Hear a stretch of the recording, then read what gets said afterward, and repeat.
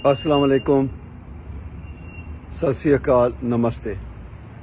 मैं नज़ीर कहूट। मैं इस वेले कैनेडा पोस्ट के सामने खड़ा तो यह मेरे हाथ में सेंसस कैनेडा का फॉर्म यह देख रहे हो।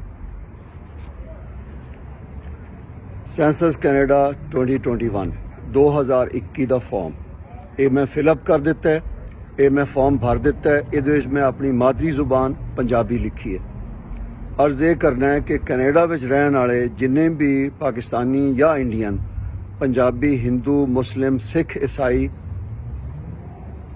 कैनेडा के शहरी या इत्थे दे परमानेंट रेजिडेंट ने उन्होंने दरखास्त ये करनी है कि अपनी मादरी जुबान के खाने में अपनी मादरी जुबान पंजाबी दर्ज करो। उर्दू पंजाब ते पंजाबियों की जुबान नहीं है।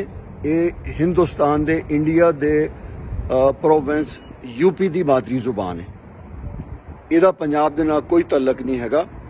असी देख रहे हैं कि सोशल मीडिया के उत्ते और सो मच सो कि इंग्लैंड की जिहड़ी है मरदमशुमारी उहदे विच भी लोग अपीलां कर रहे हैं कि अपनी मादरी जुबान पंजाबी या सिंधी या पश्तो या बलोची नहीं लिखो, उर्दू लिखो।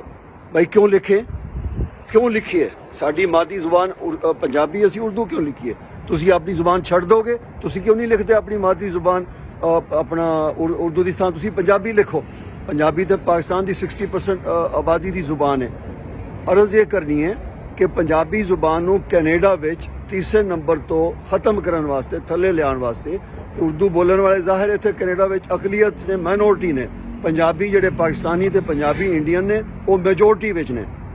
इस वास्ते साडी जुबान के खिलाफ साजिश हो रही है और ये इलीगल हैगा। ये गैर कानूनी हरकत हो रही है जिहड़ी कि असी रिपोर्ट कर चुके हैं। सो सारे दोस्तों नूं, सारे भैणां भरावां नूं, जिहड़े भी पंजाबी मुसलमान अपना इंडियन पाकिस्तानी हिंदू सिख ईसाई इत्थे कैनेडा विच रह रहे ने, अपनी मादरी जुबान मरदमशुमारी का जिहड़ा फॉर्म है सेंसस कैनेडा का उहदे विच तुसीं पंजाबी एंटर करो। साडी जुबान नूं, साडी मादरी जुबान नूं फायदा होना है। जे असीं उर्दू या हिंदी लिखांगे तो साडी जुबान नहीं, उर्दू बोलन वालियां दा ते हिंदी बोलन वालियां नूं फायदा होएगा ते साडी जुबान दा नुकसान होएगा। तो असी जिहड़े बहसीयत पंजाबी कम्यूनिटी कैनेडा विच बहुत सारा नुकसान उठावांगे। साडी जुबान, साडी कल्चर, साडी जिहड़ी सहूलियात ने कैनेडा साडी जुबान नूं मां बोली नूं मिलियां ने वो सारियां साडे कोलों खो लईआं जाणगियां।